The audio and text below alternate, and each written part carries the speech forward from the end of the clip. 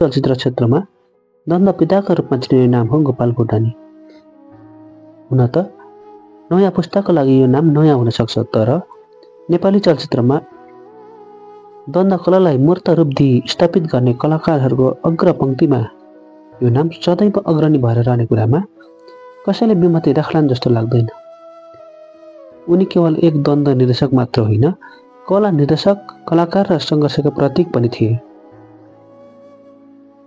उनकै कारण नेपाली चलचित्रमा फाइट सिन, इन्डोर सुटिङ र एक्सनको ट्रेन्ड सुरु भएको मानिन्छ।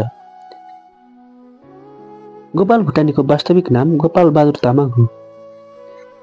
उनको मृत्यु पश्चात फेला परेको उनले नै लेखेको उनको बारेको डायरीमा उल्लेखित मिति अनुसार उनको जन्म विक्रम सम्वत 1984 साल भदौ 16 गते इलामको फिक्कलमा भएको हो। उनको बुवा बुद्धिमान उनी सामान्य परिवारमा जन्मेर पनि सानैदेखि कला र चलचित्र क्षेत्रमा आकर्षित थिए। 1990 सालमा उनले बङ्गलादेशमा 5 कक्षासम्मको शिक्षा लिएर 1998 सालमा ठुलो सपना बोकेर बम्बई पुगे। उनको लक्ष्य थियो फिल्म खेल्ने, तर उनका लागि बम्बईका ती सुरुका दिनहरू निकै कष्टप्रद थिए। स्टेसनमै उनले कयौं पटक भकै रात बिताएका थिए। कहिले घडी पसलमा, कहिले फाउन्टेन पेन कम्पनीमा अनि कहिले होटलमा काम गरेर गुजारा गर्थे। जीवनका ती कठिन दिनहरूमा उनले सर्कसमा फोहोर उठाउने काम समेत गरेको उनले स्वीकार गरेका छन्। तर यही सर्कसले उनलाई फिल्मको बाटो देखाइदियो। स्टुडियो पुग्ने, सुटिङ हेर्ने र फाइट गर्ने अवसर उनले यहीँबाट प्राप्त गरेका थिए। एक दिन उनलाई एमएमटी स्टुडियोमा हिरोइनको डुप्लिकेट रोल गर्न लगियो। त्यो नै उनको पहिलो फिल्मी सुटिङ थियो, जहाँ उनले पहिलो पटक फाइट सट खेले र 5 रुपैयाँ इनाम पनि पाए। त्यसपछि उनले ड्राइभर, आर्ट डाइरेक्टरका सहयोगी र फाइट असिस्टेन्ट जस्ता कामहरू सिके। उनका गुरु सतीश भुटानी थिए, जो भारतको हैदराबादका बासिन्दा थिए र तिनै गुरु सतीश भुटानीको निधनपछि उनको सम्मानमा गोपालले आफ्नो नामको पछाडि भुटानी जोडेका थिए।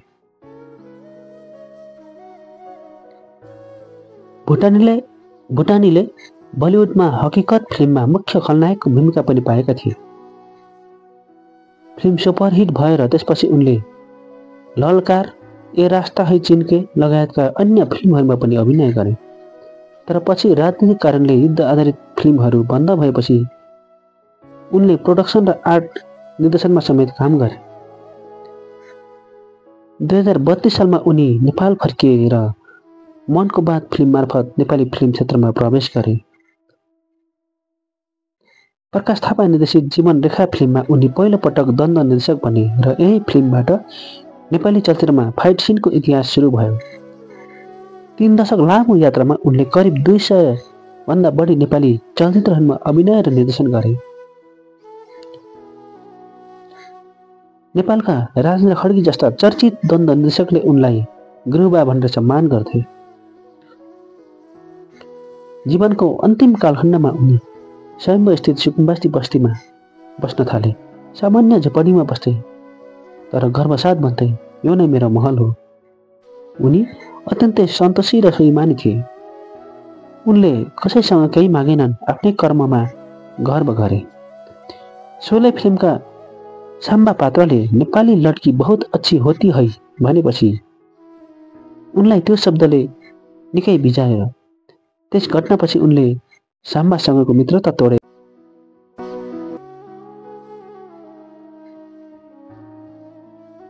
गोपाल भुटानी नाम नै सदाका लागि जोड्ने निर्णय गरे। त्यो नाम नै आज नेपाली चलचित्र इतिहासमा पनि अमर बन्न पुगेको छ। नेता गोपाल भुटानीकै कारण सुपरस्टार अभिनेता शिव श्रेष्ठ आफू एक्सन किङको रूपमा चिनिएको बताउँछन्। उनले अभिनय गरेको सम्पत्ति फिल्मको केही छैन अघि, केही छैन पछि, केही छैन झमेला, सम्पत्तिको नाममा एउटै डम्फुको यो तालो भन्ने गीतमा भने जस्तै भुटानीको वास्तविक जीवन पनि त्यस्तै थियो। इलाममा जन्मिएर तामाङ थर्क भएर पनि उनले नामको पछाडि भुटानी लेखेकै आधारमा उनलाई भुटानी मूलका सम्झिनेहरू पनि थिए।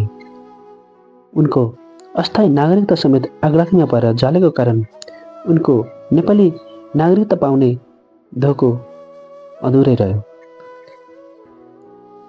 उनकै चेला नेपालका ख्यातिप्राप्त दण्ड निर्देशक राजेन्द्र खड्गीले गोपाल भुटानीको लागि नागरिकता दिलाउन निकै प्रयत्न गरे, तर उनको प्रयत्न पनि सफल हुन सकेन।